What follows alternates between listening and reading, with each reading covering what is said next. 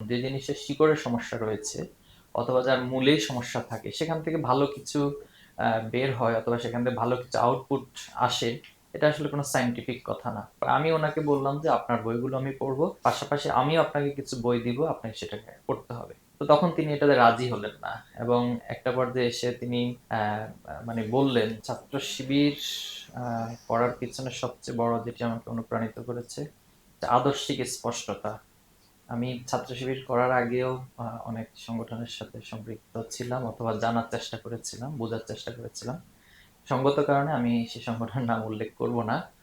তো আহ, তাদেরকে হয়তো ছোট করা হবে বললে। তো এর মধ্যে একটি উল্লেখযোগ্য ঘটনা বলতে চাই যে আমি যখন সাথী হয়েছিলাম, সাথী হওয়ার পরের ঘটনা।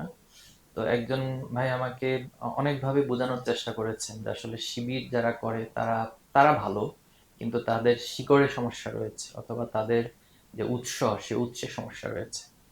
তো এই বিষয়টি আমাকে ভিন্ন একটি প্রেক্ষাপট তৈরি করে দিল। আমি তখন ওনাকে বললাম যে দেখুন, যে জিনিসের শিকড়ের সমস্যা রয়েছে অথবা যার মূলেই সমস্যা থাকে সেখান থেকে ভালো কিছু বের হয় অথবা সেখান থেকে ভালো কিছু আউটপুট আসে, এটা আসলে কোনো সায়েন্টিফিক কথা না।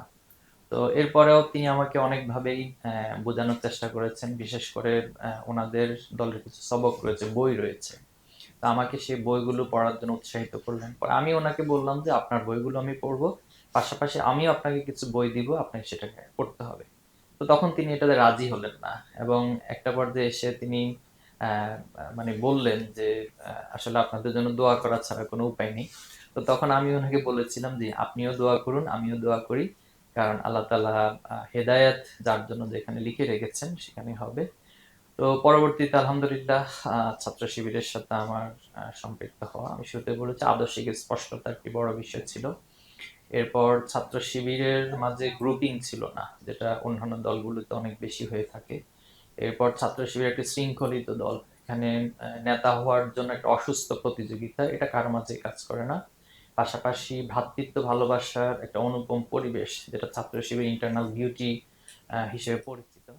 তো এই সবকিছু অবলোকন করে আসলে ছাত্র শিবিরের সাথে সম্পৃক্ত হওয়া। জুলুম নির্যাতনের যে বিষয়গুলো বলেছেন, আসলে বাংলাদেশের সাধারণ পলিটিক্সে যেভাবে জুলুম নির্যাতন বা বিভিন্ন সময় ঘাত প্রতিঘাত ছিল, আবার পাশাপাশি ইসলামী আন্দোলন, আমরা যারা ইসলামী আদর্শকে লালন করি, ইসলামের ইতিহাস আমাদের খুব ভালো করে জানা আছে। বিশেষ করে নবী রাসূল সাল্লাল্লাহু আলাইহি সাল্লামদের ক্ষেত্রেও এরকম বিষয়গুলো ঘটেছে।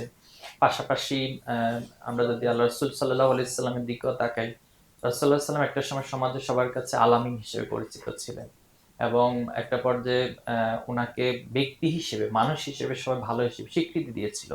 কিন্তু যখনই তিনি ইসলামের আহ্বান নিয়ে সবার কাছে আহ্বান জানালেন, তখন ওনার শত্রুতে পরিণত করলেন এবং ওনাকে বিভিন্নভাবে নির্যাতন, একটা পর্যায়ে হিজরত করে ওনাকে মদিনায় চলে যেতে হয়েছে। অনেক লড়াই সংগ্রাম, যুদ্ধের মধ্য দিয়ে মানসিক কষ্টের মধ্যে দিয়ে ওনাকে যেতে হয়েছে। এই সবকিছুই আমাদের কাছে স্পষ্ট ছিল এবং এই বুঝ এবং এই উপলব্ধি থেকে মূলত ছাত্র শিবিরের সাথে আমার সক্রিয় অংশগ্রহণ করা।